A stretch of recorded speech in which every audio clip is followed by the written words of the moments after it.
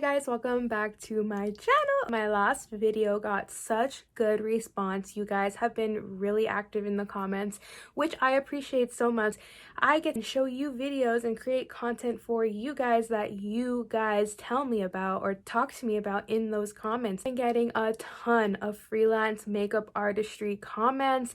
People want to see my kit. People want to know what I use. So happy to share with you guys everything I use along the way. I'm currently updating and revamping my entire kit for 2022. I just tossed out and decluttered a bunch of products that I don't want to use anymore or just are going to expire, getting more brushes for my clients. So I am upping my game as a freelance makeup artist, and I'm also reinvesting all of my money and earnings from freelancing, doing TikTok, doing YouTube, doing my small business, and putting it all back into my kit to get the best beauty products for you guys. Today's video is going to be covering how to get clients and how to keep your clients. I have been freelancing since I was 18 years old. I am 23 right now, and it has been a journey in itself working in Los Angeles in particular. Those of you who don't know me, my name is Bree. I'm an LA-based makeup artist. I make beauty content on TikTok, Instagram, all revolving around beauty reviews, what I use in my kit, what I use on the go when I'm freelancing, all of my content creator tools, and I have everything linked in the description boxes for you guys to check out if you want to buy the specific products. Number one, how did I even get clients and where did I grow my clientele? Basically, when I was 18 years old, I loved makeup. That is when I really dove into the beauty industry in general. That's when I got on YouTube and started actually learning how to do makeup. Everything I have learned from 18 to this point was self-taught. I had never went to beauty school. I never got my certificate of completion. Always educated myself through YouTube and through courses that I was able to buy, like a master class. I never officially taken a beauty course at a school. I always practiced proper sanitation as well as professionalism on actual jobs. 100% of my bookings and jobs were from Instagram because at the time that was my only platform where I was showing my art and what I can do and what I was doing. Men, if you're looking into diving into the beauty industry, or you don't really necessarily know if you want to do just TikTok or just YouTube or just Instagram, if you want to just be a beauty influencer, and if you aren't sure if you want to freelance yet, I would recommend to continue doing your personal beauty branding and start doing beauty reviews and start jumping on and maybe teaching what you know about brands. And eventually, if you do feel like you do want to take it a step further and just do freelance makeup artistry, or you want to do like a hybrid of both, a little bit of beauty influencing and a little bit of freelancing, that is amazing. When I first started, I really wasn't sure what I wanted to do or what audience I wanted to attract. I knew that I liked beauty and I knew that I wanted to help and teach people how to do makeup, and that is also a huge part of the reason I was able to even do this as a job, as 100% of my clients were from my social media account. So social media is very important. I would say in current times, maybe it wasn't as important before, but it is certainly most important now. All of my clients from Instagram, whoever I was working with, recommended. There was a lot of family. I started off with family first, then I started off doing my friends, then my friends and my family told outsiders, whoever they wanted, I don't know, they recommended me. This is how I started off when I first started doing makeup when I was 18. I was just mostly practicing. I was really just hungry to practice on anybody. I never really had a preference as many skin tones, skin complexions, skin types. It didn't matter. I wanted all of the practice. I think if you want to be a freelance artist, that is so important for you to reach out and connect with people, to maybe collaborate, but on good terms. I did that for a long time, even when I probably should have stopped collaborating, because at that point I had been collaborating for about 2 years, which At this point in time, I had done a lot of work. I had worked with a lot of different photographers, a lot of different models in LA. A lot of these people too were influencers, so whoever recommended me from that point on were to more influencers, and that is how I gained my clientele that I realized I ended up liking to be in that celebrity influencer category. I worked with many different people, and I have decided that kind of makeup artistry was more my vibe as far as creative goes. I did a lot of soft glam bridal work for a minute, and I didn't really like that. It was work, which is why I did it, but I wasn't doing it for the right reasons. At the end of the day, I was hating when I had to do work for these big bridal parties. I was stressed out a lot of the time. I didn't really have help, and if I did have help, I would feel bad because I wanted to pay my friends for helping me. That kind of bracket, like as far as bridal, wasn't really my vibe, so I stopped taking big weddings and I stopped taking big bridal parties or like quinceañeras, stuff like that, because I was getting booked for a lot of that and like homecomings and proms, and that is originally what I started with, especially when I was practicing. So once I got a taste of what I liked in LA and how I liked the studio life and the more creative brand campaign actors, so I just liked the Hollywood vibe a lot more than being a bridal artist. So it was not that easy being said to just jump right in the door. I had a lot of help along the way to these influencers, to these connections, and through that I took, my professionalism. I stood to my true goals. I wanted to be a professional makeup artist and I wanted to create art. One way that you can keep your client a returning client and make them come back for more is not only your genuineness and being nice and kind to them, but showing up on time. You have no excuse. You have to show up on time, if not earlier. You have to remember and take into consideration that yes, you're doing their makeup and they might have found you through social media, but this is also your first impression on them. So if you are late and you're showing up looking a mess, your kit is all over the place, they are not going to take you seriously, and in fact it'll probably make them mad and upset. And the way that I know this is because I have done that. Once I actually took my makeup course that I recently did take, I have learned a lot more that I didn't know before, but it wasn't things that were gonna affect me to the maximum potential, but it is some things that I did note for the future, and I practice now during my time freelancing. And when I take clients, I just take these little tips into consideration. Wearing all black is an industry standard that I didn't know. I would wear black sometimes, but I am a very colorful person, especially in my fashion. I love accessories, I love prints and glitter, and I just I guess you can say loud, attention grabbing clothes, but that's just my style. I love Y2K, so I would show up in whatever I felt like wearing that day because I was also taking content pictures later in the afternoon. That is 100% up to you, but from what I saw in the Makeup Master Academy, it's the online Makeup Master Academy that I took a course with. I do have a link that I'm going to place in the bio for you guys to get $100 off of the course. The course is a full access. You have access to it after you complete it as well. You do get certified with this course to do makeup professionally. They have industry accredited instructors. Once you complete the course and you get your certificate of completion, you also get discounts to major brands like Makeup Forever, NYX, Anastasia Beverly Hills, to name a few. My discount code gives you $100 off.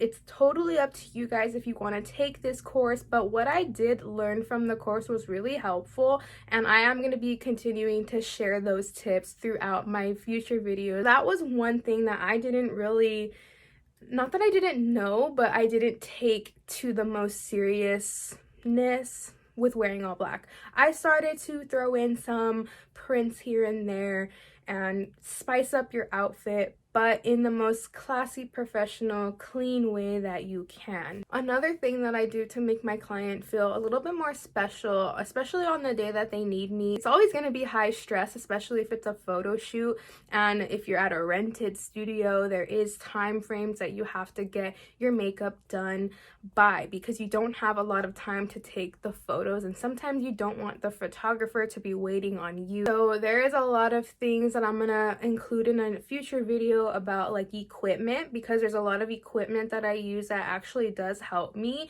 save time. But what I do to make my clients feel special and less stressed out is I give them a face mask. I do a gua sha massage before I apply makeup. This gets the blood circulating and going and give you that full potential glow. It's very soothing and relaxing to the client. This just helps me connect also with the client and let them just talk to me throughout that time where I am prepping their skin with skincare. This is, to me, one of the most important times, because the client is high stress, high anxiety right now, and once I start to de-stress them and start talking to them about what they have planned for today or what's the vibe for today or just stuff like that, where I get to connect with them on a deeper level, I have noticed it does release some of that stress and it makes your client just feel all around better and like they can trust you. At times where a client has been rude to me, or I've had specific things come up and like we've had our differences at some points, but at that point you just don't work with that client anymore and you have to figure out where the line needs to be drawn. It's all in knowing your worth as an artist. I wouldn't say that is something you have to look out for right away, but it is something to take note of. Specific client who is just degrading you, treating you not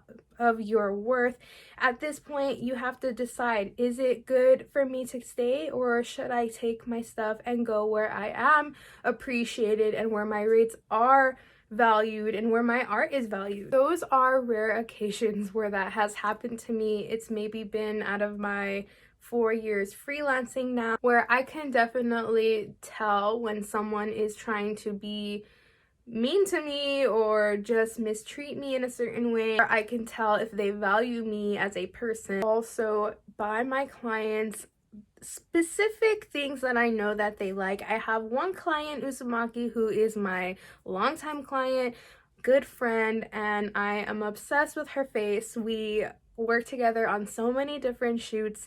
By now, I know that she loves a good freckle. She has freckles naturally. We do faux freckles on her when we do glam. So I buy her freckle pens and brown eyeliners because I know that that is something that she needs on standby, because when we do her brand shoots, she likes to have her faux freckle. I started to buy products that accommodate my clients and their liking. Touch-up kits are extremely valuable, and your client will forever remember that, and they will remember that when future bookings come, when they have a future event that they need to go to, or they have something, they know that they can rely on you, and that is another way to keep your client happy and keep your client coming back. I've had a few clients that have not been able to return to me due to relocation purposes, and that always hurts because I have built relationships with these people, and now that they aren't available in the same location as me, that does hurt me as a freelance artist, which is why I'm coming back to decide if you want to just freelance or decide if you want to do just social media or both, because at the end of the day, I have had maybe 4 clients that have relocated, which is a big portion of my money flow. Thankfully, I have been doing TikTok and I have been doing YouTube and I have a small business, so I have those other streams of income coming in to support me. But if I didn't have those, there would be no way I can just freelance and survive off of that alone. I've also been doing social media for just as long as I've been freelancing, so I think along the way, if you just post content about your clients and start talking about tips that you can give from your own experience, I think that that would work out well for you, and you probably can grow and monetize your platform super fast. Being a good flexible availability is gonna be your best friend. I understand that some people have 9 to 5 jobs and they can't accommodate those times, but you guys, if you want to take this very seriously, you have to have that business mindset and maybe not go to that party Saturday night. Instead, maybe do a TikTok live, or maybe do an Instagram live, or maybe get your friend to come and model and you can do a full glam on them and promote your business. Priority is what's going to get you through this. You can't just say, I'm gonna film tomorrow, and then tomorrow comes around and you have to go to your aunt's baby shower. It's just never gonna work like that if you want to take this full time and take it seriously. There are sacrifices that you have to make along the way to make it work. For a long time, I had excuse after excuse of why I couldn't take a booking on a Saturday, or why I had to wrap up my filming time, and it just set me back. If anything, content does not have to be perfect either. I started out with just taking simple photos and videos and posting them on my Instagram story, on my Instagram feed. In the beginning, when I didn't have professional lighting and I didn't have a whole photo crew, I only had a ring light and myself and my family and friends. So that is how I started, and that is what I still continue to do. I just am in a different setting now. Once I started to get in touch with more influencers and I started to get around the LA area a lot more, I started to get professional photos being taken of these models and influencers who were booking me, and those photos is what I use in my personal portfolio now, and I also post them on my Instagram account. Collaborating not only with models but photographers is very useful because they have that good quality photo and you get to use that, because if it's a collaboration, you guys have to work out something. You have to say, I'm going to be doing this and you're going to be doing this, and this is what we're going to be sharing and bringing to the table. Know when you're doing a collab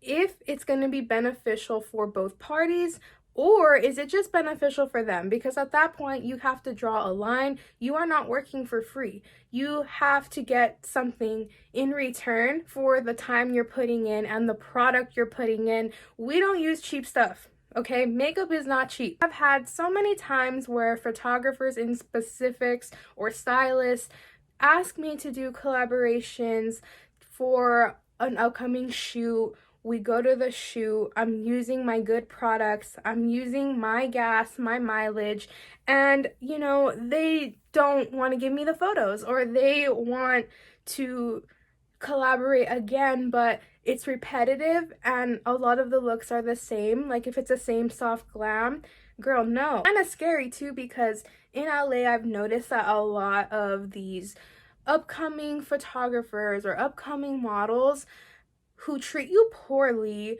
love to take advantage of you, and that is where I draw the line. Today, just remember you do this, and remember your purpose, remember your why. There has to be a why before you even get into any type of business. What is your why? What are you bringing to the table? What do you see that you want to change in the industry you're in?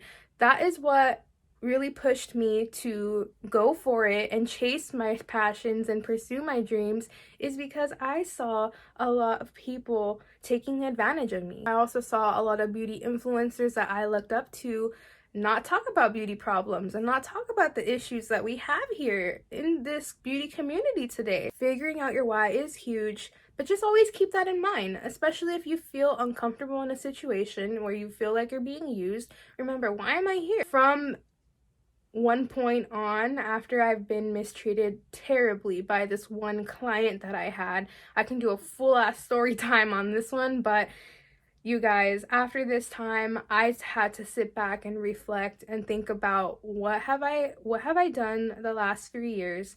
What do I plan to do? I know I want to be a professional makeup artist in LA and I want to be taken seriously. So I started to just build my credibility, and I started to take my personal platforms and turn them into revenue making streams. And I'm telling you, if you're in this for the money, please just stop right there, because you will not see money for a few years. Also undervalued myself 100%. I was undercharging, especially for the amount of work and time I put in. I left my full-time job, my 9-to-5 job. I literally left. I was surviving on pennies. I still have a car payment. I still have bills to pay. Like us all, we all have these real life problems. So time is money, time is valuable. How I set up my bookings is I did set up a website, which is my portfolio, although I did take it down because a lot of my clients didn't book me through the website or through email. I got a lot of bookings through my DMs. So it's really up to you how you want to set up how to contact you. But for me, DM works completely fine. You're gonna find through your journey what works for you and what doesn't. It's all trial and error. I am just so happy that now I am able to share everything I experienced for the past few years, because I was so afraid to do YouTube because I was thinking, what am I gonna talk about? But now all of that work that I did has paid off, because now I know exactly what to share with you guys and what to recommend and show you. Till this day, 100% of my clientele is from Instagram. I attract models, influencers. That is the audience that I want to attract. So I am happy where I am and where my art has led me through, but also doing those collaborations did help me as far as getting visibility on Instagram. It is extremely hard to grow on there, especially as a makeup artist. Collaborating with other people in your field of work specifically is gonna help you get work. Them posting our collaboration photos or our work in general on your photographer's account, your model's account, and your account, plus if hair was an option, hair account, you get those accounts all looking at you on different directions, and that is where I got a lot of my reach from. Previously made a video talking about how I hate collaborations and collaborations are a waste and all of that. But I did private that video because I was extremely hurt in that video, you guys. At this point in my life, I was so upset. I was taking it out on a lot of different people, which they had nothing to do with it. It was all myself, and I had a lot of healing that I needed to do as well. But at the same time, don't ever let anyone disrespect you and push you to your limit, because that isn't okay either. Collaborations are fun and they are worth it. You just need to learn and figure out who are your people and who do you like working with, and just continue to do your thing. But always remember your worth, because you are worth it. You are worth your rate. Don't let anybody misconbobble and try to devalue you, because it isn't true. What they're saying isn't true. You got this. Maybe you haven't even started yet and you're thinking about it. Practice on your family and your friends. And if they don't want to help you, say it on your story. I need a model. LA area. Can you meet me here? Freelance. You need to get as much practice as possible and stop being shy. You got it. So much more tips and a lot of story times that I'm going to be filming for the future. But I hope that this video gave you any type of help. If you guys want more specific questions that you have for me in the comments below, please, because I want to make a big series about freelancing. I deleted a lot of those old videos that I made because, like I said, I was hurt, damaged inside, and I needed time. I love you guys so much, and I'll see you on my next video. Bye guys.